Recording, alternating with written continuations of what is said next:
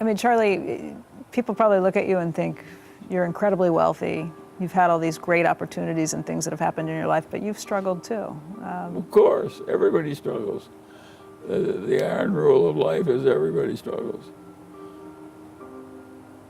I try and think back of what the toughest moments might have been and how you got through some of those. And I mean, well, we all know how to get through them. Through realism are also the great philosophers of what I call soldiering through. If you soldier through, you can get through almost anything. And it's your only option. You can't bring back the dead, you can't cure the dying child, you can't do all kinds of things. You have to soldier through, and you just, somehow you soldier through. If you have to walk through the streets crying for a few hours a day as part of soldiering through, go ahead and cry away, but you have to. You can't quit. You can cry all right, but you can't quit. you've had time in your life when you've done that? Sure. I cried all the time when my first child died, but I knew I couldn't change the fate. In those days, the fatality with childhood leukemia was 100%. That was your son. That's Patty. gone away now. Now the cure rate is way up in the 90s, and it's an amazing development. Think of how much pleasure it's given me to watch the cure rate for leukemia. What mankind civilization did was soldier through those tough years that took away my cousin Tommy from meningitis, and took away my son Teddy from leukemia. Imagine pretty well fixing that disease for families who came into life later. It's a huge achievement. You can see why I like civilization. To me, civilization is what man has done over the last 2 centuries, and it's been a good thing to watch. Now, the trouble with it is that the basic needs are pretty well filled. In the United States, the principal problem of the poor people is they're too fat. That is a very different place from what happened in the past. In the past, they were on the edge of starving. And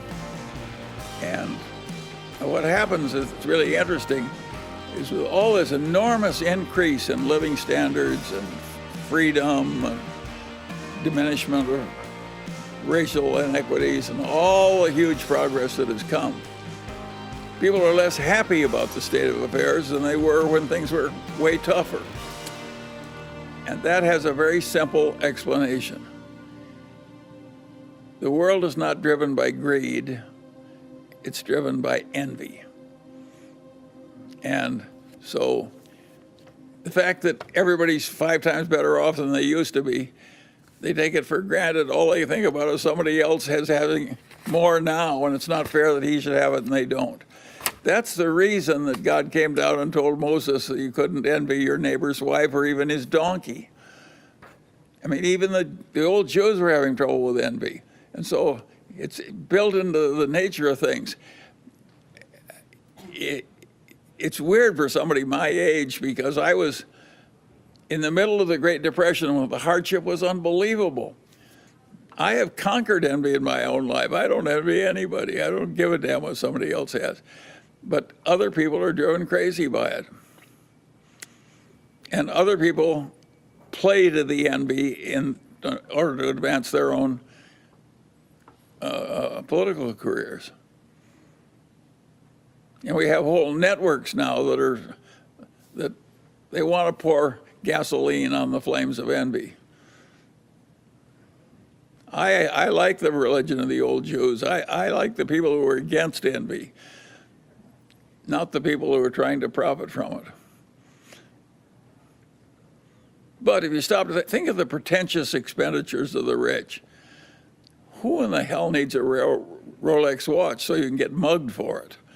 You know, I mean, yet everybody wants to have a pretentious expenditure.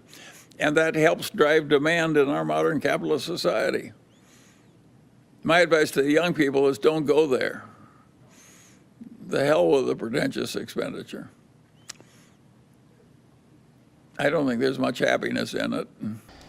But the other great secret is that we're good at lifelong learning. Warren is so much better in some ways in his 70s and 80s than he was younger that it's almost awesome. If you keep learning all the time, you have a huge advantage. And we both just like it. And we have a wonderful group of friends, really wonderful. From whom we can learn a lot. Yeah. People don't seem to get that point. You have any idea why, Charlie? Warren, if people weren't so often wrong, we wouldn't be so rich. Yeah. So, no, I'm optimistic about life. If I can be optimistic when I'm nearly dead, surely the rest of you can handle a little inflation. And of course, that's the other advice. The best way to get what you want in life is to deserve what you want. How could it be otherwise? It's not crazy enough so that the world is looking for a lot of undeserving people to reward. Everybody wants fiscal virtue, but not quite yet. They're like that guy who felt that way about sex. He was willing to give it up, but not quite yet. Well, you don't want to be like the motion picture executive in California, and they said the funeral was so large because everybody wanted to make sure he was dead. It was investment banker aided fraud. Now, not exactly novel. Charlie's big on lowering expectations. Absolutely. That's the way I got married. My wife lowered her expectations. Sure, there are a lot of things in life way more important than wealth. All that said, some people do get confused. I play golf with a man, he says, what good is health? You can't buy money with it. Well, I can't give you a formulaic approach because I don't use one. If you want a formula, you should go back to graduate school. They'll give you lots of formulas that won't work. Competency is a relative concept. And what a lot of us need, including the one speaking, what I needed to get ahead was to compete against idiots. And luckily, there's a large supply. I think I've offended enough people. Right. There's 2 or 3 in the balcony. If all you succeed in doing in your life is to get early rich from passive holding of little bits of paper, and you get better at only that for all your life, it's a failed life. Life is more than being shrewd at passive wealth accumulation. I basically believe in the soldier-on system. Mm-hmm. Lots of hardship will come, and you gotta handle it well by soldiering through. And a few rare opportunities will come. You gotta learn how to recognize them when they come, and not make too minor a trip to the buy counter when the opportunity is available. And those are simple lessons. Charlie, do you have any? No, I have nothing to add. Okay, well,